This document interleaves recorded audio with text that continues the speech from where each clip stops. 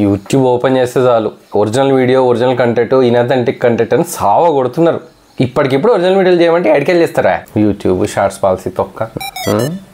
Original video అంట వీనికి shorts policy ఉంది. ఏరా రచక్క, ఏంటి నీళ్ళ నువ్వే కొనుక్కుంటున్నావు? ఇప్పటికైనా వేరే వాళ్ళ కంటెంట్ నీ వీడియోలో వాడడం మానేసినావా లేదా?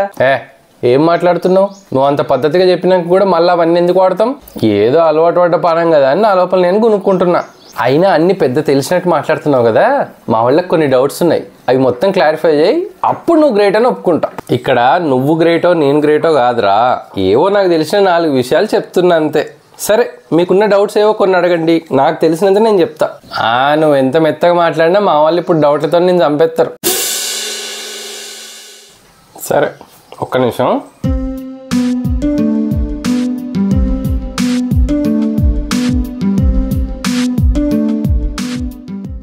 ప్రతిసారి ఆ కుర్చీతోనే ఎంట్రీ అవసరమా? అంటే అది లాస్ట్ టైం కుర్చీ వేసుకొని చేసిన వీడియోకు మంచి రెస్పాన్స్ వచ్చింది, అందుకే మళ్ళీ కుర్చీ తెచ్చే వేసుకున్నా. వీటికి ఏం తక్కువ లేదు, స్టార్ట్ చేయి. ఓకే, హాయ్ ఫ్రెండ్స్, లాస్ట్ వీడియోకు మాకు మంచి రెస్పాన్స్ ఇచ్చారు, థ్యాంక్ యూ సో మచ్. అయితే దాంట్లో కమెంట్ సెక్షన్స్లో కొంతమంది కొన్ని డౌట్స్ అడిగారు. అంటే మేము ఇట్లా కుకింగ్ ఛానల్స్ పెడుతున్నాం అన్నా, లేదా క్రాఫ్టింగ్ వీడియోస్ చేస్తున్నాం, ఎట్ ద సేమ్ టైం ఇట్లా వేరే డీజే సాంగ్స్ కానీ ఇట్లా ఏమైనా సాంగ్స్ ఉన్నాయి వాడుకోవచ్చా, షార్ట్స్ పాలసీలో ఆల్రెడీ రీమిక్స్ చేయడానికి అవైలబుల్ ఉన్న వీడియోస్ వాడుకోవచ్చా, ఇట్లా కొన్ని రకరకాల డౌట్స్ అడిగినారు. వాటి గురించి కొంచెం చిన్నగా ఒక షార్ట్ వీడియోలో ఎక్స్ప్లెయిన్ చేద్దామని చెప్పి ఈ వీడియో చేస్తున్నాను. వీడియోని స్కిప్ చేయకుండా లాస్ట్ వరకు చూడండి. షార్ట్ వీడియో మీకు కంపల్సరీ యూజ్ అయ్యే వీడియో. ఇంకొంచెం ఇన్ఫర్మేషన్ కోసం నేను గూగుల్లో కూడా సెర్చ్ చేసి వాటి స్క్రీన్ షాట్స్ అవన్నీ కూడా నేను స్క్రీన్ మీద వేసి కొంచెం ఫాస్ట్గా ఎక్స్ప్లెయిన్ చేయడానికి ట్రై చేస్తాను. సో వీడియో స్కిప్ చేయకుండా లాస్ట్ వరకు చూడండి. ఫస్ట్ పాయింట్ వచ్చేసి, అందరు మళ్ళీ అడిగిన క్వశ్చన్, రీమిక్స్ వీడియోలు చేయొచ్చా లేదంటే వేరే వాళ్ళలో ఉన్న మ్యూజిక్ని వాడుకోవచ్చా అని. అబ్సల్యూట్గా నో అండి, అసలు వద్దే వద్దు. ఎందుకంటే మీకు ఇప్పుడు ఒకవేళ రికగ్నైజ్ అవ్వకుండా ఆ మ్యూజిక్ సాంగ్ కానీ ఏదైనా మీరు వాడిన డీజే సాంగ్ కానీ ఏదైనా కానీ రికగ్నైజ్ అవ్వకపోయినా తర్వాత అయినా అది రికగ్నైజ్ అవుతుంది. ఎట్ ద సేమ్ టైం మానిటైజేషన్కి వెళ్ళినప్పుడన్నా వాళ్ళు రికగ్నైజ్ చేసి దాన్ని పాయింట్ చేసి ఉంచే ఛాన్స్ ఉంది. సో వేరే వాళ్ళ సాంగ్స్ మాత్రం స్ట్రిక్ట్గా అవాయిడ్ చేయండి, అది మాత్రం ఫస్ట్ సజెషన్. తర్వాత ఇంకోటి నేను నిన్న రీసెంట్ సెర్చ్లో గమనించింది ఏంటంటే, వాళ్ళు కొంచెం రివ్యూ ప్రాసెస్ని చేంజ్ చేసిండంట. అంటే వాళ్ళు రివ్యూ ప్రాసెస్ ఎట్లా చేస్తున్నారు, ఇప్పుడు మానిటైజేషన్కి మనం అన్ని 4000 watch hours, at the same time మనం 1000 సబ్స్క్రైబర్స్, అది కాక లేదా 10 మిలియన్ షార్ట్ వ్యూస్ కానీ ఇవన్నీ వచ్చి మనం మానిటైజేషన్కి అప్లై చేస్తాం కదా. అప్లై చేసినప్పుడు వాళ్ళు మెయిన్గా చూస్తుంది ఏంటంటే, మనం మోస్ట్ వ్యూడ్ వీడియోస్ ఉంటాయి కదా మన ఛానల్లో, అంటే ఎక్కువ మంది చూసినా ఎక్కువ వాచ్ టైం వచ్చిన వీడియోస్ ఉంటాయి కదా, వాటిని థరోగా చెక్ చేస్తారంట. దానిలో ఏమన్నా కాపీరైటెడ్ కంటెంట్ కానీ వేరే వాళ్ళది తీసుకొచ్చి ఇక్కడ పెట్టడం కానీ, కొంచెం ఫాస్ట్ ఫార్వర్డ్ స్లోగా చేసి అట్లా ఏమన్నా ఎడిటింగ్లు చేసి మార్ఫింగ్లు చేసి రీఅప్లోడ్ రీయూజ్డ్ కంటెంట్ మళ్ళీ అప్లోడ్ చేసి అట్లా ఏమైనా వాచ్ టైం తెచ్చుకున్నా ఇది ఒకటి చూస్తారంట. అది లైవ్ వీడియోస్ కావచ్చు, లేదా మీరు ఆల్రెడీ ఎడిట్ చేసి పెట్టిన వీడియోలు కావచ్చు. లైవ్లో కూడా బ్యాక్గ్రౌండ్లో సాంగ్ వస్తే కూడా దానికి కాపీరైట్ వచ్చే ఛాన్స్ ఉంది, చాలా జాగ్రత్తగా ఉండాలి అక్కడ. తర్వాత ఇంకోటి ఏంటంటే, రీసెంట్ అప్లోడ్స్, అంటే న్యూగా మనం ఇప్పుడు మానిటైజేషన్, ఫర్ ఎగ్జాంపుల్ ఇప్పుడు 10th జూలై మనం మానిటైజేషన్కి అప్లై చేసినాం అనుకుందాం.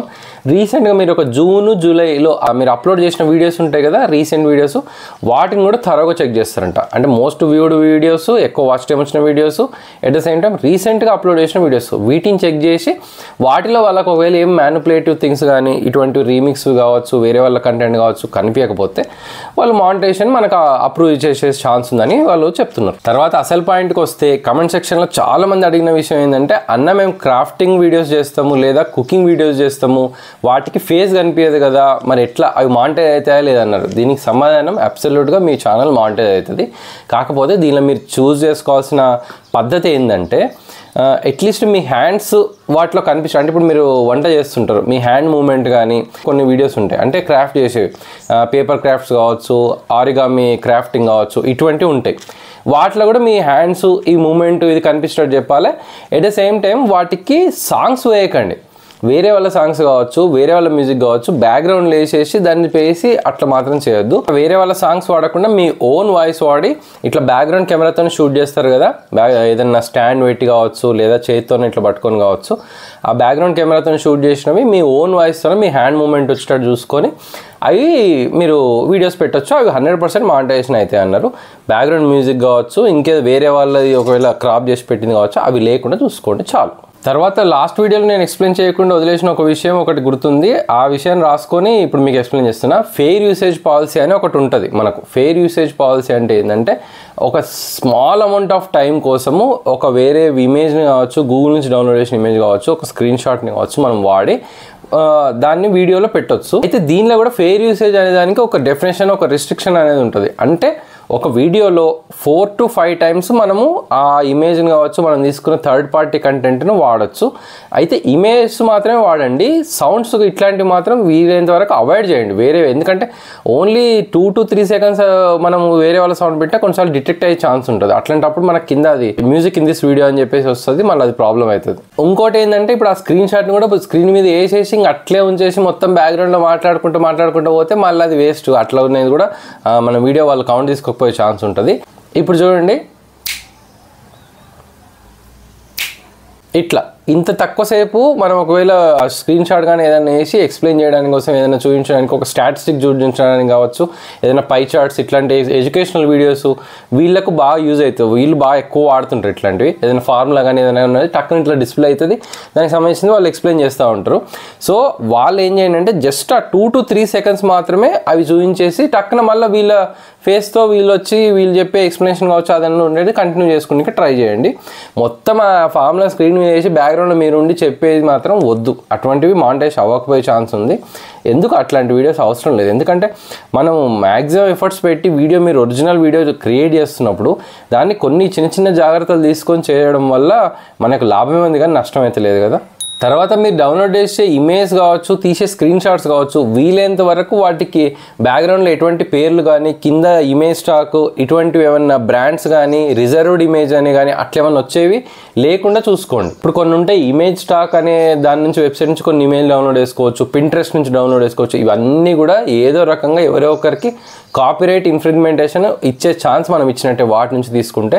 అట్లా కాకుండా గూగుల్లో వచ్చే ఇమేజ్ను ఆ కింద వాళ్ళు ఇచ్చే కాపీరైట్ కంటెంట్ అది ఉంటుంది కదా, అవి చూసుకుంటే వాటిని క్రాప్ చేసి only 2 to 3 seconds 4 to 5 times ఒక వీడియోలో వాడడానికి ట్రై చేయండి. నెక్స్ట్ చాలామంది అడుగుతున్న ఒక క్వశ్చన్, చాలామందికి ఉన్న డౌట్ ఒకటి ఏంటంటే మేము మిక్స్డ్ కంటెంట్ చేస్తాం. అంటే ఇప్పుడు ఏదైనా ఎడ్యుకేషనల్ వీడియో చేస్తారు, తర్వాత ఏదైనా చిన్న బ్లాగ్స్ చేస్తారు, లేదా వంట ఛానల్ నడిపించే వాళ్ళు బయటికి వెళ్ళినప్పుడు టూర్ వీడియోస్ కానీ ఇట్లా ఏమైనా ఉన్నాయి షూట్ చేసి ఎడిట్ చేసి పెడుతుంటారు.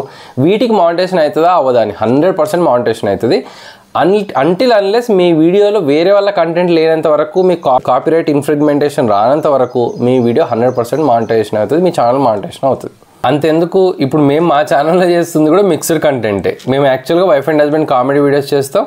మధ్యలో ఇప్పుడు నేను ఈ పాలసీ ఒకటి వచ్చింది కనుక, ఒకసారి నాకు దీని గురించి కొంచెం అవగాహన ఉంది కనుక దీన్ని ఎక్స్ప్లెయిన్ చేద్దామని ఈ 2-3 వీడియోస్ ఇవి చేస్తున్నా.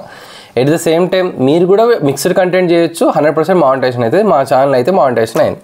సో అదండి, ఈ విషయాలన్నీ చెప్దామని ఈ వీడియోలో మీ ముందుకు వచ్చా. ఇంకేమైనా మీకు డౌట్స్ ఉంటే కమెంట్ సెక్షన్లో అడగండి, నాకు వీలైనంత తొందరగా నేను దానికి రిప్లై ఇవ్వడానికి ట్రై చేస్తాను. ఓకే, నాకు ఏదైనా విషయం తెలియకపోయినా కూడా నేను గూగుల్లో సెర్చ్ చేసి నాకు తెలిసిన ఇన్ఫర్మేషన్ గ్యాదర్ చేసి మీకు రిప్లై ఇవ్వడానికి ట్రై చేస్తాను. ఈ వీడియోని ఇప్పటివరకు లైక్ చేయకపోతే ఒకసారి లైక్ చేసి మీ ఫ్రెండ్స్కి షేర్ చేయండి. ఎందుకంటే చాలామంది కొత్త క్రియేటర్స్ వస్తున్నారు కదా, వాళ్ళకి ఈ వీడియో ఉపయోగపడే ఛాన్స్ ఉంది. అట్లీస్ట్ ఒక్క పర్సన్కు మన వీడియోలో ఒక పాయింట్ యూజ్ అయ్యి అరే ఇది ఇలా చేయొద్దంట అనేది ఒక ఐడియా వచ్చి వాళ్ళ ఛానల్ మంచి మానిటైజేషన్ అయినా కూడా మంచి విషయమే కదండి. సో వీడియోని లైక్ చేయండి, షేర్ చేయండి, ప్లీజ్ సబ్స్క్రైబ్ అవర్ ఛానల్. ఇంకా మంచి కంటెంట్తో మేము ముందుకు వస్తాం. Thank you.